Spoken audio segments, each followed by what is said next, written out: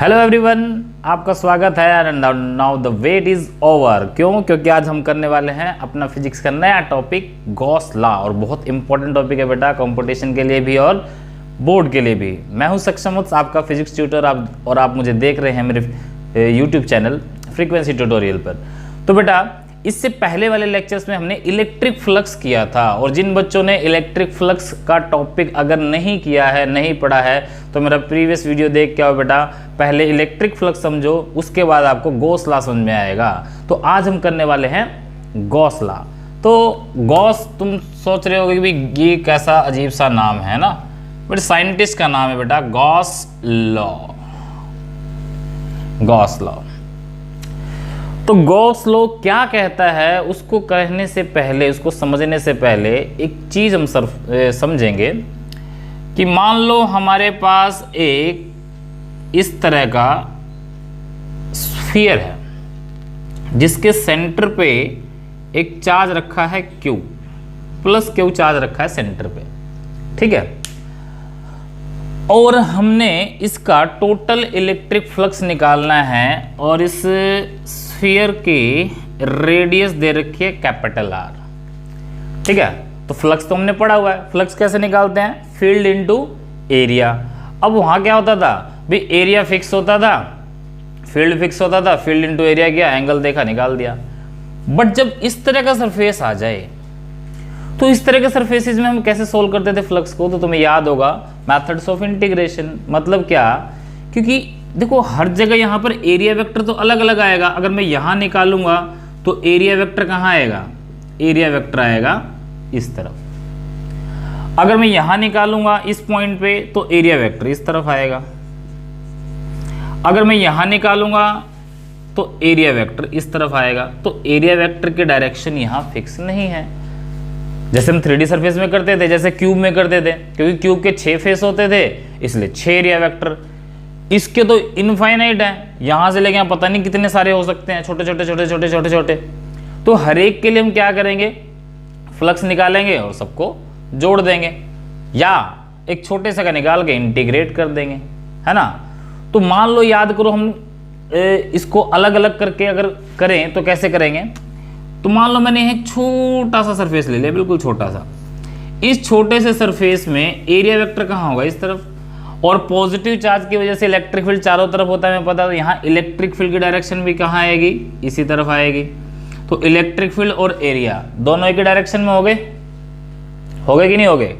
अब क्योंकि यहाँ छोटा सा सरफेस लिया है, इसलिए एरिया वेक्टर भी क्या हो जाएगा, स्मॉल है। तो फ्लक्स कितना आएगा, phi is equals to E dot D A, या E D A cos theta.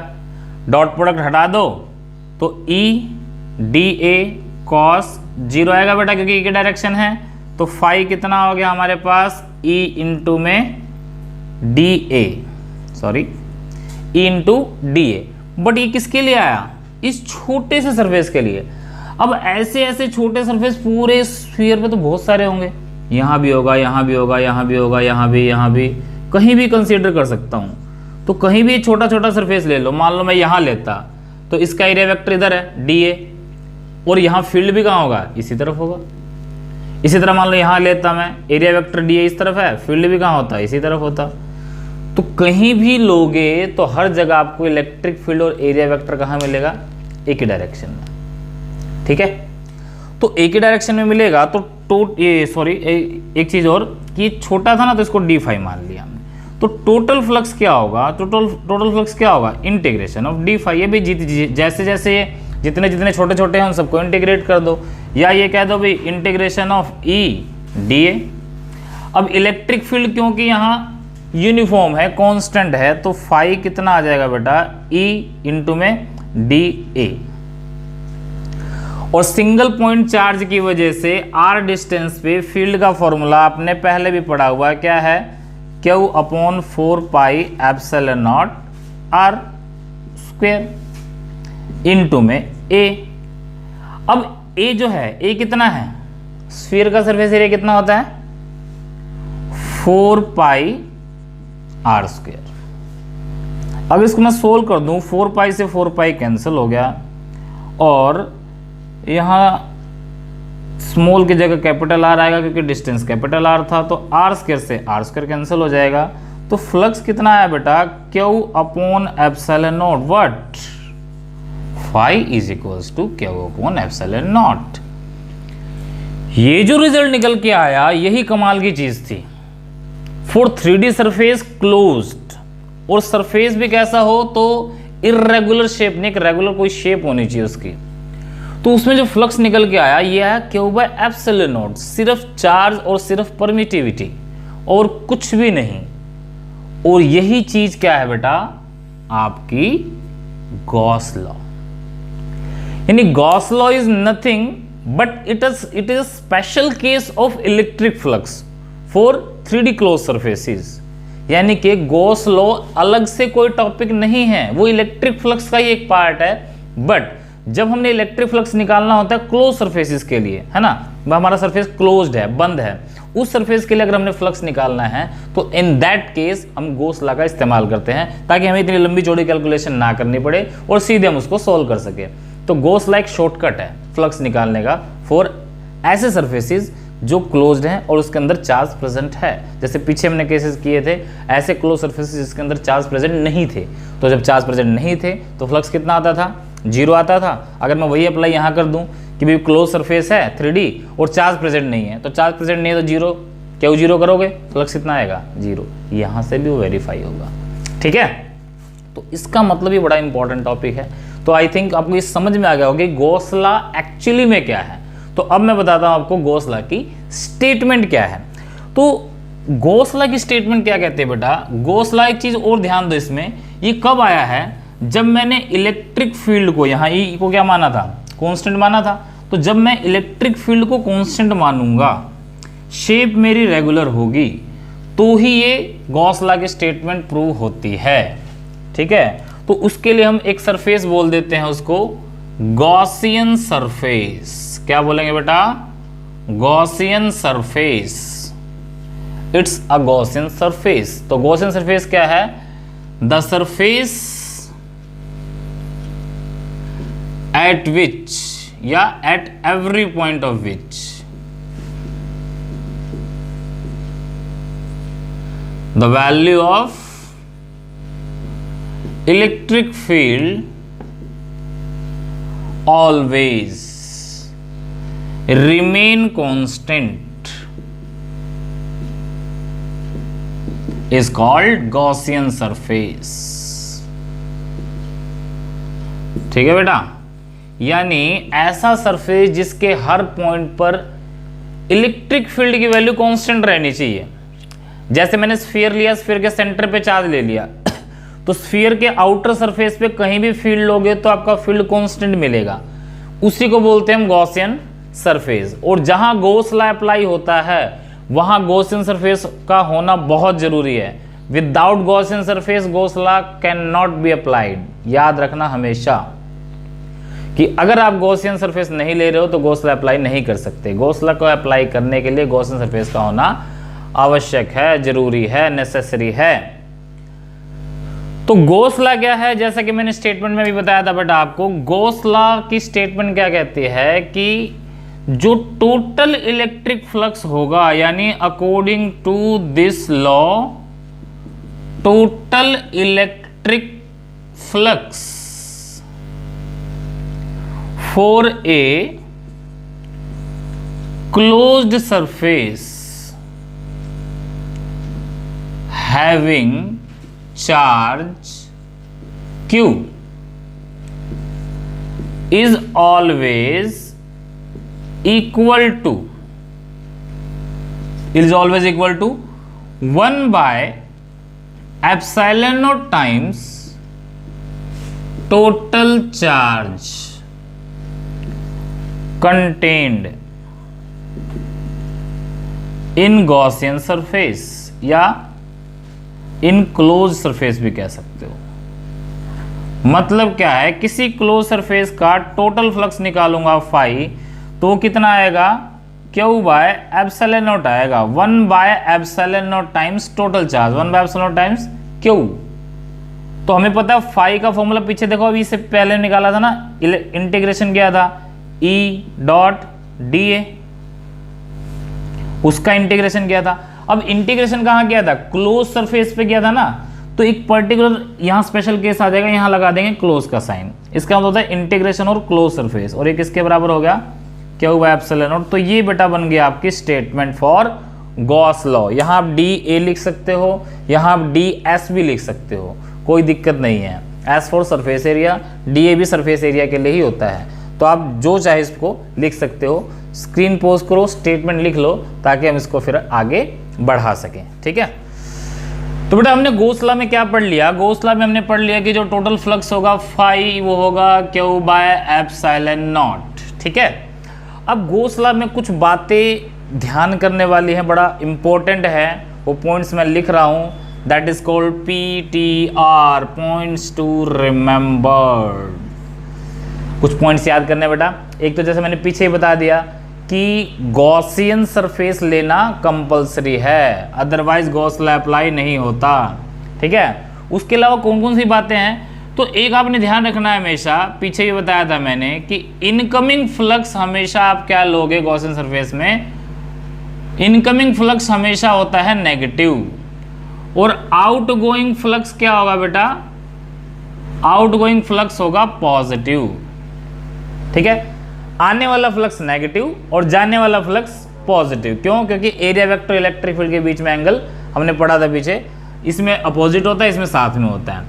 अब एक चीज देखो, फ्लक्स हमने पढ़ लिया क्यू बाय एप्सिलॉन नॉट, यानी कि जो टोटल फ्लक्स है, अगर मान लो मैंने ये क्लोज सरफेस लिया था, इसमें चार्ज यहाँ ले लिया था क्यू, इसकी रेडियस है r, तो इस फॉर्मूले में कहीं भी ये रेडियस है नहीं है ना, तो इसका मतलब total flux in Gauss law never depend upon radius, है ना। तो टोटल फ्लक्स इज इंडिपेंडेंट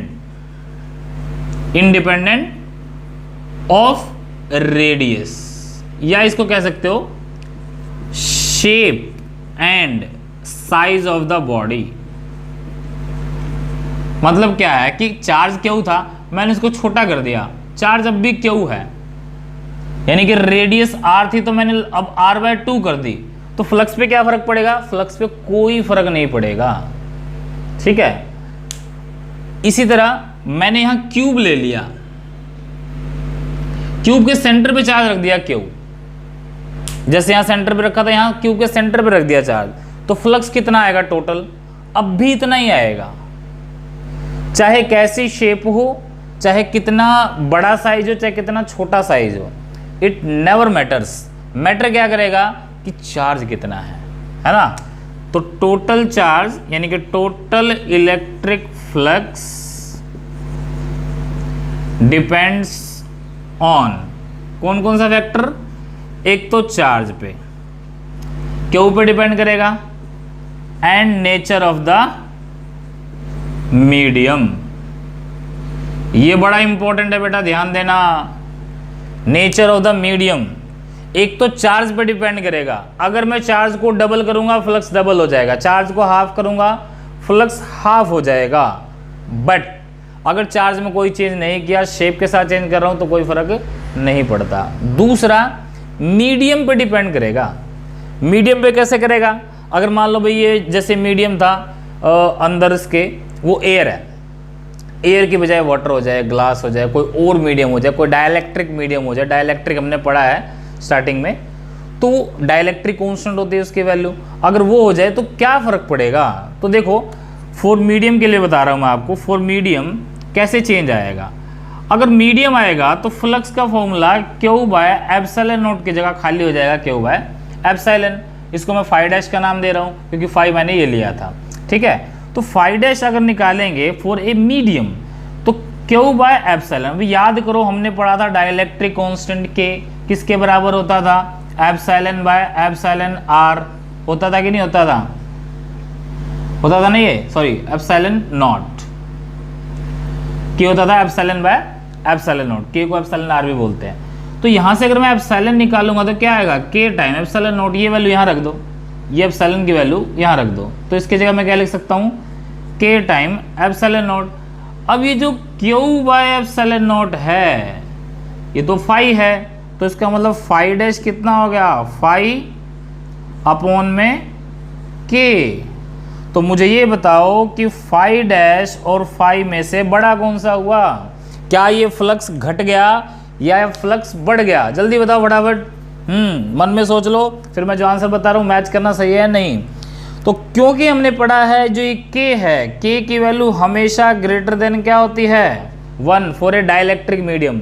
अगर एयर और मेटल इनको छोड़ दें और कोई भी डाइलेक्ट्रिक मीडियम ले ले तो डाइलेक्ट्रिक मीडियम के लिए के की वैल्यू हमेशा 1 से बड़ी होगी, और किसी भी क्वांटिटी को 1 से बड़े से डिवाइड करोगे तो ये आंसर पहले से छोटा आएगा, यानी फाई डैश क्या हो गया? लेस, यानी कि इलेक्ट्रिक फ्लक्स क्या हो गया? कम।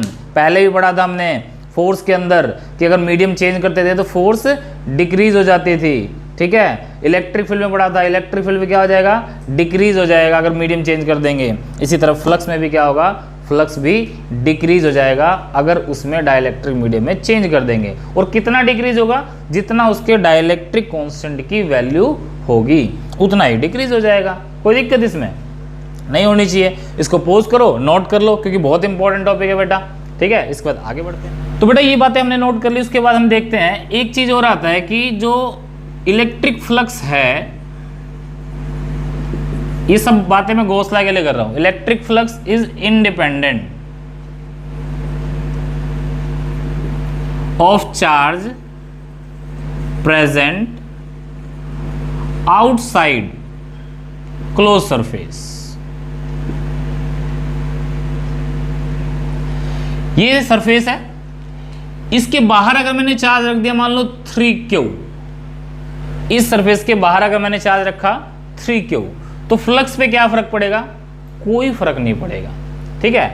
फ्लक्स पे फर्क सिर्फ और सिर्फ तभी पड़ता है अगर चार्ज अंदर चेंज हो रहा हो क्लोज सरफेस के। अगर बाहर चेंज है तो बाहर से में कोई मतलब नहीं है।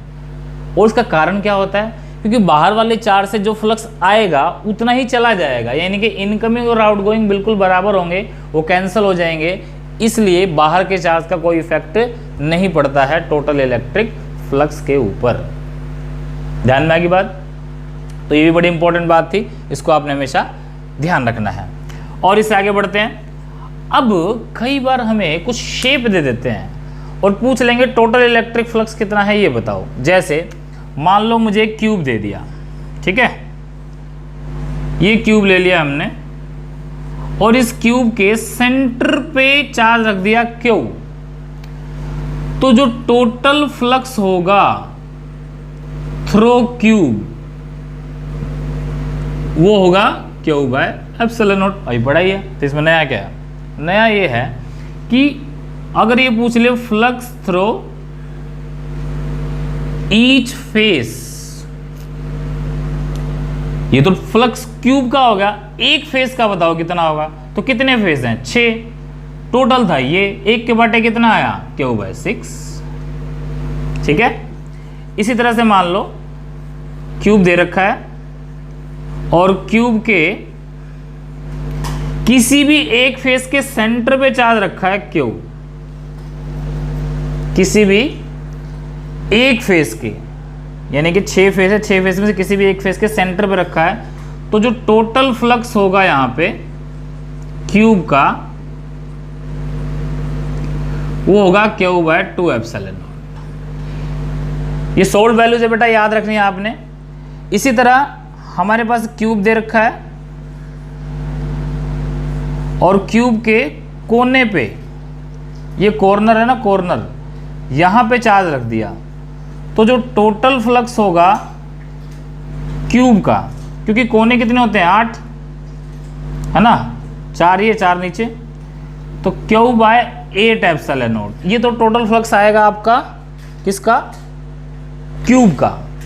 और फ्लक्स फॉर ईच फेस, किसी भी एक फेस के लिए पूछ ले तो ध्यान से देखो इस कोने से कितने फेस जुड़े हुए हैं? 1 2 3 जुड़े हुए ना। टोटल ये था 1/3 और कर दो, यानी कि Q बाय 24 एप्सिलॉन नॉट। कई बार ये क्वेश्चन सीधे पूछे जाते हैं, सीधे वैल्यू रखी हुई है, चार्ज यहाँ प्रेजेंट है कितना फ्लक्स होगा, चार्ज यहाँ प्रेजेंट है कितना फ्लक्स होगा, तो आपने सीधा याद कर लेना बेटा इसको, ठीक है। बड़ा इंपॉर्टेंट है, इसको भी पॉज करके आप नोट कर लीजिए। इसी तरह अगर मान लो कई बार कहते हैं स्क्वायर है ना, स्क्वायर के सेंटर पे चार्ज रख दिया क्यू, स्क्वायर के सेंटर पे चार्ज रख दिया क्यू, और ये पूछ लिया कि टोटल फ्लक्स बताओ ईच साइड से, यानी कि फ्लक्स थ्रो ईच साइड। तो फ्लक्स थ्रो ईच साइड क्या होगा, Q by 4 epsilon not. Simple है, क्योंकि 4 साइड होती हैं तो फ्लक्स कितना हो जाएगा, क्यू बाय 4 एप्सिलॉन नॉट। ठीक है, अब गॉस लॉ के बारे में इतनी बातें हमने जान ली, इसकी 2 लिमिटेशंस भी हैं, वो भी ध्यान लेते हैं और उसके बाद फिर इसके क्वेश्चंस करते हैं। Limitations of Gauss law. Gauss law की पहली लिमिटेशन है कि it can't be used if closed surface contain a dipole, और दूसरा it can't be used if charges are present at vertex of a triangle. देखो ये क्लोज सरफेस है, इसमें मैंने डायपोल रख दिया। डायपोल पता ही आपको, नेगेटिव पॉजिटिव, यानी कि माइनस क्यू है तो प्लस क्यू है। अब यहाँ टोटल चार्ज कितना हो जाएगा, 0, तो टोटल फ्लक्स कितना आएगा, 0, क्योंकि 5 होता है क्यू बाय एप्सिलॉन नॉट।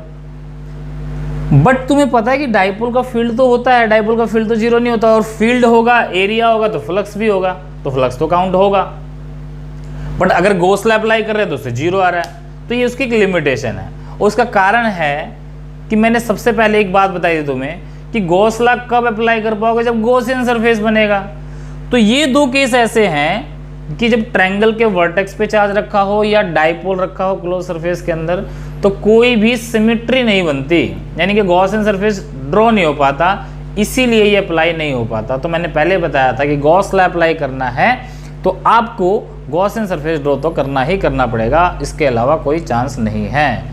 ठीक है, तो ये 2 लिमिटेशन, कुछ इंपॉर्टेंट बातें मैंने आपको गॉस लॉ के बारे में बताई हैं, ये समझ में आ गई होंगी आपको। और इसको समझने के बाद अब कुछ क्वेश्चंस करते हैं ताकि आपको और अच्छे से समझ में आएगा। तो चलते हैं क्वेश्चन की। तो कुछ छोटे छोटे एग्जाम्पल से समझते हैं गॉस लॉ को। अगर मान लो मेरे पास एक ये सरफेस दे दिया, एक इसके अंदर दे दिया, इसके अंदर चार्ज दे दिया क्यू, इसके अंदर चार्ज दे दिया 2Q, और उसने क्या दिया कि जो पहला सरफेस है ये दूसरा सरफेस है, φ1 बाय φ2, इसका रेशो बताओ कितना आएगा। फटाफट पोज करो, आंसर निकालो बेटा, इसका मैं कराता हूँ। तो देखो φ1 कितना होगा, अंदर का charge Q by epsilon naught, φ2 कितना होगा, अंदर का चार्ज 2Q, कितना होगा 2Q बाय एप्सिलॉन नॉट, दोनों को डिवाइड किया, ये कट गया, आंसर आ गया φ1 बाय φ2 1/2, और ये हो गया गलत। क्यों, देखो कहाँ गलती हुई, देखो कहाँ गलती हुई। φ1 तो बिल्कुल सही है Q by epsilon not, Q by epsilon not, क्योंकि इसके अंदर चार्ज कितना है Q।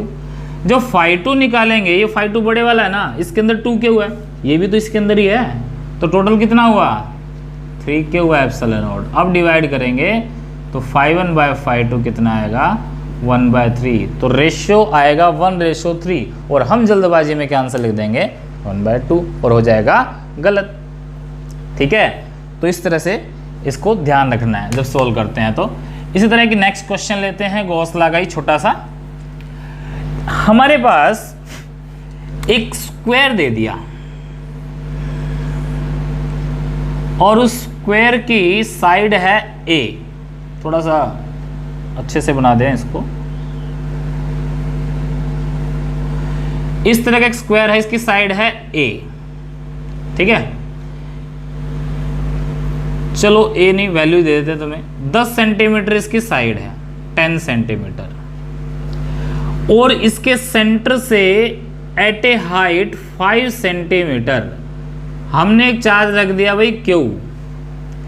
तो ये बताओ कि इस स्क्वायर से कितना इलेक्ट्रिक फ्लक्स होगा और इस स्क्वायर की साइड से कितना होगा। तो पहले बताना हमने स्क्वायर से कितना होगा, ठीक है।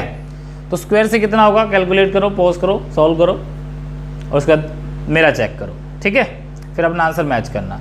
तो करते हैं इसको सोल्व। अब देखो घोंसला अप्लाई करेंगे तो आपने कहा था सर क्लोज सरफेस होना चाहिए, यहाँ तो क्लोज सरफेस है ही नहीं, तो चार्ज है, चार्ज 5 सेंटीमीटर दूर, तो फील्ड की वैल्यू निकाल लेंगे k3/r², इसका एरिया से मल्टीप्लाई कर देंगे, आंसर आ जाएगा, सही आ जाएगा, कोई दिक्कत नहीं है। बट हमने फास्ट सोल्व करना है। कैसे सोल्व करना है? तो हमने क्या किया, हमने भाई एक क्यूब कंसीडर किया, उस क्यूब की साइड है 10 सेंटीमीटर, इस क्यूब की साइड कितनी है 10 सेंटीमीटर, और आपको अच्छे से पता है कि क्यूब में 6 फेस होते हैं और 6 के 6 स्क्वायर होते हैं। तो मैंने मान लिया कि ये जो स्क्वायर गिवन था वो इसका ये बेस है ना नीचे वाला ये है, और इससे 5 सेंटीमीटर ऊपर चार्ज रखा है क्यू, यानी कि 5 सेंटीमीटर ऊपर जाओगे, ये टोटल 10 है, 5 सेंटीमीटर सेंटर हो गया, यानी कि क्यूब के सेंटर में आ गया, तो टोटल फ्लक्स कितना हो गया Q/ε0। मुझे एक स्क्वायर का चाहिए, एक फेस का चाहिए, तो कितना आएगा वो Q/6ε0। बस हो गया सॉल्व। Q रखो, 6 रखो, ε0 की वैल्यू रखो, सॉल्व हो जाएगा, साइड की जरूरत ही नहीं पड़नी, ठीक है। और टोटल आने के बाद 1/4 कर देना, साइड्स का आ जाएगा। क्लियर होगी बात? ठीक है, बड़ा इजी न्यूमेरिकल था ये भी, नोट कर लो इसको पॉज करके। तो एक और एग्जांपल लेते हैं बेटा, और अब जो एग्जांपल मैं लेने जा रहा हूँ वो कंपटीशन में आया हुआ है, ये जेईई मेन का क्वेश्चन है। क्वेश्चन क्या है कि हमारे पास एक रिंग है, रिंग के साथ साथ हमारे पास एक स्फीयर भी है, और स्फीयर का जो सेंटर है और रिंग का जो सेंटर है, इनके आपस में, यानी कि इस रिंग का सेंटर है ये O, वहाँ से तो स्फीयर का ये पोर्शन पास हो रहा है, और रिंग का सेंटर है ये, सॉरी स्फीयर का सेंटर है ये O', उससे रिंग पास हो रही है, यानी कि ये रिंग है, ये स्फीयर है, और आपको ये दे रखा कि ring is uniformly charged, uniformly charged है, और इसका टोटल चार्ज है Q। ये रिंग यूनिफॉर्मली चार्ज्ड है, इसका टोटल चार्ज है Q। ये स्फीयर है, ठीक है, इस स्फीयर के अंदर कोई चार्ज प्रेजेंट नहीं था, बस इस स्फीयर दे रखा है, ठीक है। अब हमने ये बताना है कि इस स्फीयर से टोटल फ्लक्स कितना होगा, टोटल इलेक्ट्रिक फ्लक्स कितना होगा, बताओ। स्क्रीन पॉज करो और इसको सॉल्व करो, और उसके बाद मैच करना आके कि आपका आंसर ठीक है या नहीं। मैं करवाता हूँ। देखो गॉस लॉ में हमने क्या पढ़ा था, याद करो कि हमें जहाँ से निकालना है उसके अंदर का चार्ज देखना। अब ये देखो, ये स्फीयर से निकालना है, तो स्फीयर के अंदर चार्ज तो दे नहीं रखा था, बट रिंग का यहाँ से लेके, देखो ये वाला, यहाँ से लेके इस हिस्से से लेके और इस हिस्से तक, यानी कि ये जो सारा पोर्शन है इस पे तो चार्ज प्रेजेंट है। तो अगर हमें ये पता लग जाए कि यहाँ से लेके यहाँ तक ये चार्ज कितना है, तो हम निकाल देंगे फ्लक्स, क्या दिक्कत है, Q/ε0, सिंपल। बट ये चार्ज कैसे पता लगे, हमें ये तो पता है कि टोटल चार्ज Q है, हमें ये नहीं पता कि ये कितना है, ये कितना हिस्सा है ये। इसको थोड़ा सा ध्यान से अगर देखोगे तो अगर मैं यहाँ से जोड़ दूँ, सेंटर हो गया ये रिंग का सरफेस हो गया, तो यहाँ से यहाँ तक की रिंग की रेडियस हो गई R, हो गई नहीं, और स्फीयर की भी रेडियस कितनी होगी, R ही होगी, क्योंकि इसका सेंटर और ये स्फीयर का पेरिफेरी, ठीक है। तो ये R हो गया, ये पॉइंट है। अगर मैं यहाँ से ये ड्रॉ करता हूँ और ये भी ड्रॉ करता हूँ, इसके सेंटर से ये भी सर्कमफ्रेंस है, ये भी रेडियस R होगी, ये भी रेडियस R होगी, तो कुल मिला के आपका ये ट्रायंगल बन गया ना। और ये ट्रायंगल कैसा बना, इक्विलेटरल ट्रायंगल बन गया, और इक्विलेटरल ट्रायंगल में ये एंगल 60, ये 60, ये 60। सेम वे में अगर मैं यहां ड्रॉ कर दूं, इधर देखो, इधर और इधर, ये भी 60, ये भी 60, ये भी 60, क्यों, क्योंकि ये भी R, ये भी R, ये भी R। तो कुल मिला के अगर आप ये वाला एंगल देखोगे, ये मान लो मैंने पॉइंट रखा A और ये B रखा, तो A O B, ये 60 और 60 टोटल कितना हो गया 120 डिग्री। ये जो मैंने थोड़ा सा ये छोड़ा है, नेग्लिजिबल है, तो इसको थोड़ा सा अगर समझेंगे कि 120 डिग्री बना भाई, ये 120 डिग्री, ये सरकमफ्रेंस ये वाली जो है, इसको बाहर निकाल लूँ ऐसे, ये A था, ये B था, और ये जो O पर एंगल बना रहा है ये 120 डिग्री है।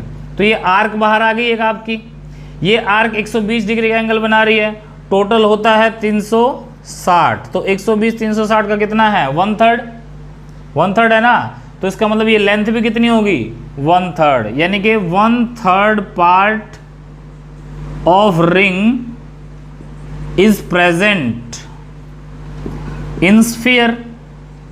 तो 1/3 पार्ट प्रेजेंट है, चार्ज यूनिफॉर्मली डिस्ट्रीब्यूटेड है, यानी कि हर यूनिट पे, यानी कि यूनिट लेंथ पे चार्ज बिल्कुल बराबर है। तो टोटल चार्ज था क्यू, तो 1/3 पे कितना हो जाएगा, तो total charge inside sphere Q dash कितना हो जाएगा, क्यू का 1/3, तो फ्लक्स कितना हो जाएगा Q dash by epsilon not, Q dash कितना है Q/3, तो Q/3 epsilon not is the right answer.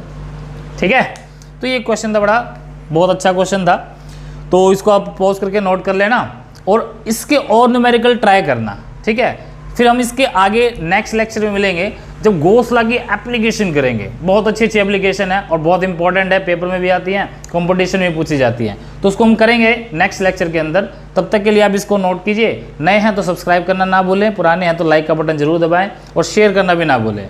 ठीक है, और अगर आपको किसी भी तरह की क्यूरी है तो कमेंट सेक्शन में जरूर डालें। ठीक है बेटा, तो नेक्स्ट लेक्चर में मिलते हैं गॉस लॉ की एप्लीकेशन में। Till then do the physics, bye bye.